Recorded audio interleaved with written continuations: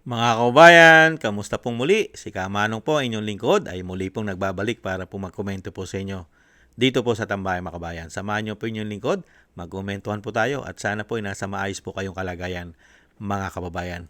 Mag-umpisa na po tayo mga kababayan. Komentuhan po natin ito pong pahayag ni Senadora Amy Marcos tungkol po sa kanyang kapatid mga kababayan. Kaya daw po nagkakasakit ang kanyang kapatid. Komentuhan po natin. Umpisa na po natin. Ito pong pahayag ng kanyang ating sa kanyang ading mga kababayan. Ayan na nga ang sinasabi ko. Ayan, nagkasakit na nga si Bongbong, pambira talaga. Wala kasing nag-aalaga sa kanya. Sino ba dyan sa nakapaligid sa palasyo, sa dinami-dami ninyo, ang talagang nagmamahal sa kapatid ko? Yan lang ang tanong ko, no? Ang health niya, ang bibigay. Talaga naman. Kanya-kanyang agenda kayo dyan. Wala naman umaasikaso sa kanya. Kaya kung ako sa kanya, pangalagaan muna niya ang sarili niya. Magpalakas siya. Ayan. Talikuran lang niya. Lahat ng nakapaligid dyan sa palasyo, panggulo lang yan. Wala sa kanila ang talagang nagmamahal sa kanya. At ayan, habang may sakit siya, kung ano-ano namang ginagawa nitong mga feeling presidente. Naku! Yan po ang pahayag ng kanyang ate mga tambay. Ang pahayag ng kanyang ate. At ito naman po ang pahayag ng mga Pilipino, mga kabayan. Ang pahayag naman po ng mga Pilipino sa kanyang kapatid, mga kabayan, ang ginagawa po at ang ginawang legasiya po sa ating bansa ng mga pamilya nila. Ito po daw mga kabayan, ayon po sa kanilang ama. Ginawan po ng AI. Ini-inspection ni Vince Dizon lahat ng mga tulay. Ito po mga tambay. Inan po natin. Iba po yung na ano natin eh. Ito po pala mga kabayan. Set up po natin. Ito. Pumunta na Itong isa. Nawala tayo eh. Dalawa yan eh. Ito. siya ng Bicol.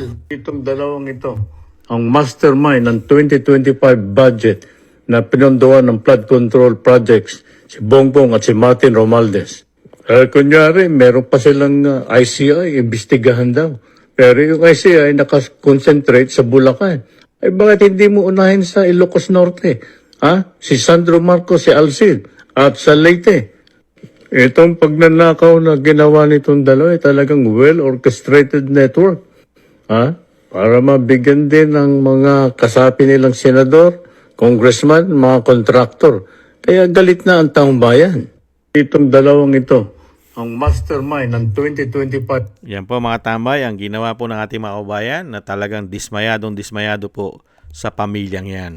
Mga kabayan. Diyan po sa pamilya ng tinatawag po ng senadora. Mga kabayan ang kanyang ading. Ibang klase po. At ano naman po ang nagawang kabutihan naman po sa taong bayan, Senadora Amy Marcos, ng iyong ading? Meron po ba? Meron po bang magandang nagawa sa mga Pilipino? Yan lang naman po ang tanong natin eh. Kaya nga po ang sarap ng buhay eh, di ba? Nung walang sakit at malakas na malakas, ano po ang mga pinagagawa? Di po ba? Ganito lang po mga pinagagawa eh. Ayon po sa ating mga kababayan. Yan po mga kababayan, ang mga pinagagawa. Pakanta-kanta lang. Hindi ba? Pakanta-kanta pero nauubos po ang pera ng taong bayan, mga kababayan. Napakasarap po. Pa-party-party nung kalakasan po niya at walang sakit. Pa-party-party. Pa-kanta-kanta. Pa-travel-travel.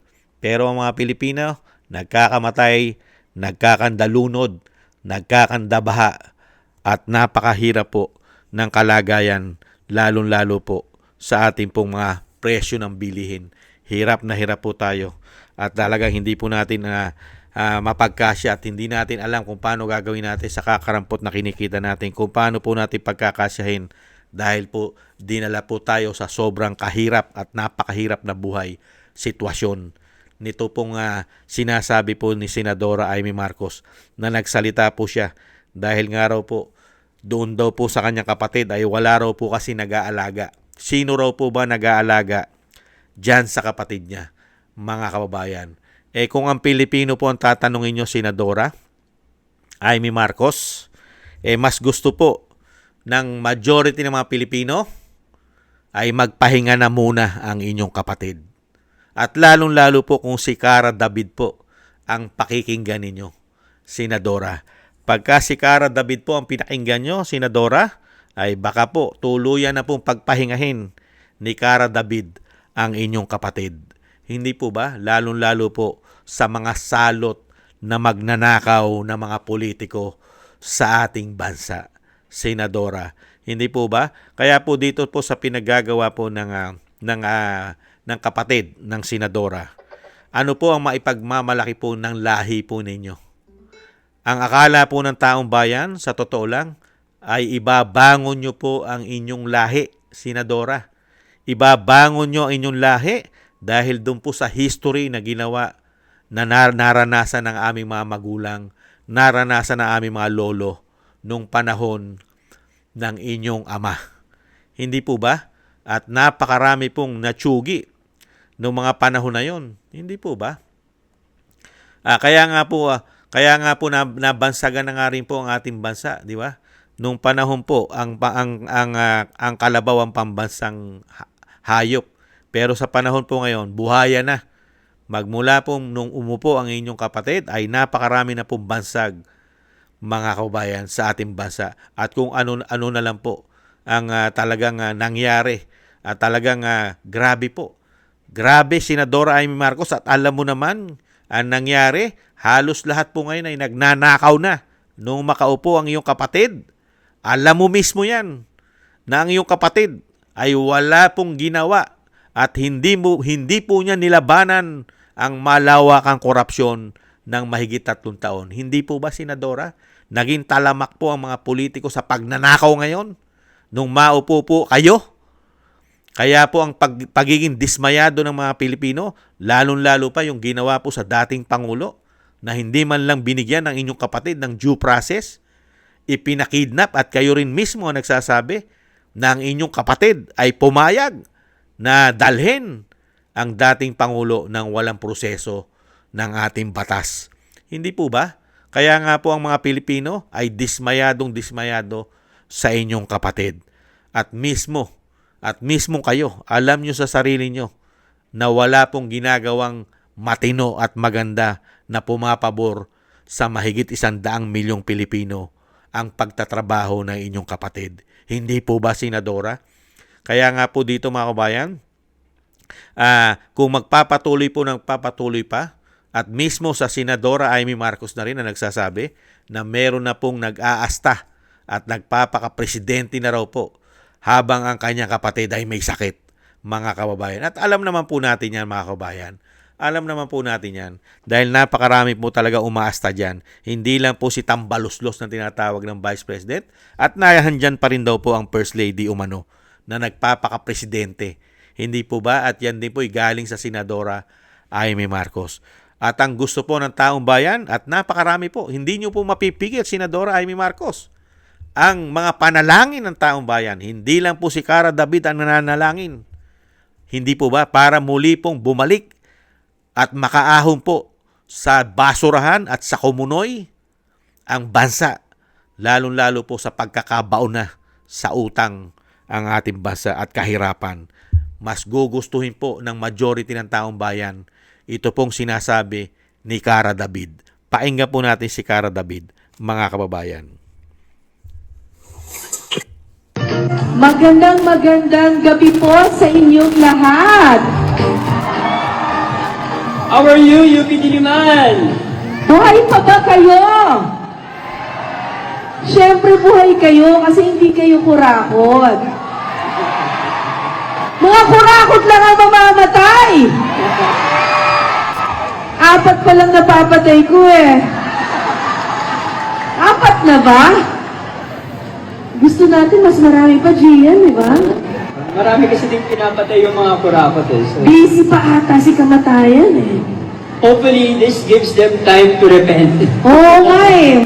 Naalala ko kanina, nakita ko yung itsura ng buwaya eh. Parang pakiramdam ko, nahiya yung mga buwaya sa katakawan ng mga politiko natin. Oo nga, parang nakakahiya pa sa kanila. Correct! Alam niyo po, ilang docu na po ginawa ko tungkol sa mga buwaya. Sa totoo lang yung mga buwaya, hindi po ganun katakaw. Isang tao, isang araw lang kinakain ng mga yun eh. Pero yung mga politiko natin, kakaiba. Yan po ang pahayag at matagal na po yan na talagang pinagpipiestahan po ng taong bayan yan, yung wish ni Cara David, mga kabayan. Kaya nga po, ang napakaganda lang magagawa ni Senadora Amy Marcos. Sa totoo lang, ang pinakamaganda na mangyari po sa ating bansa ay mawakasan na, tigilan na, wag nang magpatuloy umano ang umiiral na sistema ng politika sa ating bansa, ang kanilang paglilingkod at yung pangbubudol, yung binudol tayo ng pamilya nila. Hindi po ba, Senadora Amy Marcos? Kayo na mismo nagsasabi na ang inyong kapatid ay akala nyo ay titino at lalong-lalo na hindi niya na ipagpapatuloy ang kanyang masamang bisyo. Hindi po ba? Kayo mismo nagsabi, pati ang mga anak nyo ay nadadala at naiimpluwensyahan ng pamilya ni Bonget na tinatawag nyong bangag. Hindi po ba? Kaya po mas gugustuhin ng taong bayan yung ginawa nyong pambubudol sa mga Duterte, kay Inday Sara na talagang nabudol ninyo dahil ipinakita nyo sa mga Duterte at pinakita nyo kay Inday Sara na ang inyong kapatid na tinatawag nyong bangag at tinatawag nyong Bonget ay mahusay, magaling at talagang ibabangon pa ng husto ang Pilipinas at hihigitan pa ang ginawa ni dating Pangulong Duterte sa kanyang paglilingkod. Pero kabaliktaran ang ginawa ng inyong kapatid. Lalo pong dinala sa basurahan. Maganda na ang sitwasyon ng panahon ni dating Pangulong Duterte. Ibinalik pa at hinigitan pa ang pagkakabasura. Hindi po ba? Hinigitan pa ang ginawa ni Pinoy ng inyong kapatid. Hindi po ba? Hinigitan pa. Kaya grabe po. Kaya po ang inyong pamilya, Senadora Amy Marcos, ay malabong-malabo na po sa sabaw ng pusit. Natangkiliking pang muli ang inyong pamilya. Ang inyong lahi. Ang inyong lahi ay napakahirap na po. Ibenta ang apelidong Marcos Romualdez Araneta. Hindi po ba? Napakahirap na ibenta niyan, mga kababayan. At umaasa rin po kami, Senadora Amy Marcos, lahat ng pinaggagawa ng inyong pamilya, ng inyong kapatid, ng inyong pinsan, ng inyong pamangkin, at ng iyong hipag, at ng mga kaalyado politika. Kasama rin yata kayo dyan na may imbestigahan din yata.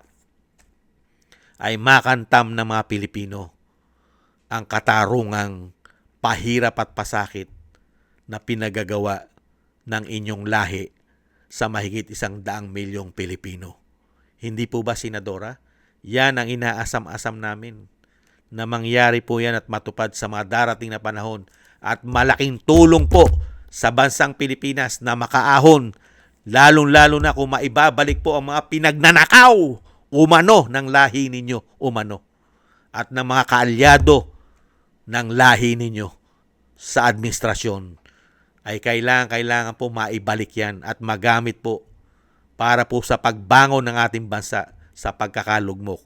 Dahil halos lahat po ang pera ng Pilipinas, halos lahat po pera ng taxpayer, pati ang inutang nila, ay halos po pinaghati-hatian lamang yata nila umano. Hindi po ba? Kaya yan po ang panawagan ng mga Pilipino, Senadora Amy Marcos. Hindi po nagdarasal ang mga Pilipino para po gumaling ang inyong kapatid. Hindi po ba? Kung ang majority ng Pilipino ang tatanungin nyo, na ang inyong kapatid ay pinagdarasal para humaba pa ang buhay umano at gumaling at lumakas, malabo po kayo sa sabaw ng pusit na mangyari po yan sa majority ng Pilipino, lalong-lalo po sa mga OFW. Hindi po mangyayari yan, lalong-lalo po ang pahirap at pasakit na binigay ng inyong kapatid sa bawat Pilipino sa loob at labas ng bansa. Hindi po ba? Kaya dito po kay Senadora Amy Marcos, kayo na lang po. Kayo na lang ang natitira yata na sinasabi na iniiwas nyo ang ulo nyo. Hindi kaya? Kayo na lang yata ang itinatago nyo ang ulo nyo at iniiwas nyo ang ulo nyo sa pinaggagawa ng inyong kapatid. Hindi kaya? Para hindi isumpa at isuka ang isang senadora Amy Marcos. Dahil sa totoo lang, kung hindi po dahil sa inyo, kung hindi po sa kagagawa ninyo na inendorso nyo ang inyong kapatid sa mga Duterte, lalong-lalo sa Vice President, hindi po magkakaganito ang bansang Pilipinas. Hindi po ba, Senadora? Kung hindi po dahil sa inyo, napaniwala nyo ang mga Duterte, napaniwala nyo ang si BP Sara, at lalong-lalo napaniwala ninyo ang taong bayan na ang inyong lahi ay magbabalik at ipakikita sa mga Pilipino na mali ang mga Pilipino, na ang Marcos ay hindi magnanakaw, ang Marcos ay hindi diktador, ang Marcos ay hindi gumagamit ng pulburon at hindi mamamatay tao. Ano po ang nahita, Senadora Amy Marcos, ng mga Pilipino sa inyong lahi? Nagtatanong lang po si Kamanong. Maraming salamat po mga tambay sa mga gusto po natin tambay mga kabayan sa YouTube at TikTok. At ganun din po sa ating mga subscribers. Maraming salamat po. At ganun din po sa mga nagko-comment, like, share, and subscribe. Mabuhay po kayo. Ingat po kayo mga kababayan. At thank you rin po sa mga nagbibigay po ng tulong at biyaya. Shoutout po kay Tatay Nick ng Canada, kay Eric Hershon ng Canada, Annie Jo, Balance Vision TV, ako si Pilam, si Nancy Lumampao, Gayat Siena, Norma Garcia, Michelle Yamaguchi, Rosalina, Wills Bubbles, Arfel Villacorta, Teodorico Erguisa Jr., si Jobelin Watanabe ng Japan, Jem Aris ng United Arab Emirates, Baby Roman, Ate Isa ng Cagayan, Julieta Silona ng Sydney, Australia, Gina Ray Solidides ng Berlin, Germany, Jake Yahut ng Maisog, California, USA, Kingston ng Hong Kong, at Bei Chichiyoko. Thank you po mga kabayan. Ingat po kayo, lalo po sa inyo po mga paggawa. Maraming salamat po mga kabayan, at syempre po yung dasal po natin. Yung dasal po natin, tuloy-tuloy lang po tayo. Pagsama-samahin po natin ang ating mga dasal na ang ating buong sambayanan at ang pamilya Duterte ay ang ating Vice President, ganun din po ang dating Pangulo, ay maingatan po tayong lahat sa kapahamakan. At madugtungan pa po ang buhay at kalakasan ng dating Pangulong Duterte. At makalabas na po siya sa lalong mabilis. Maraming salamat po sa mga dasal mga kabayan.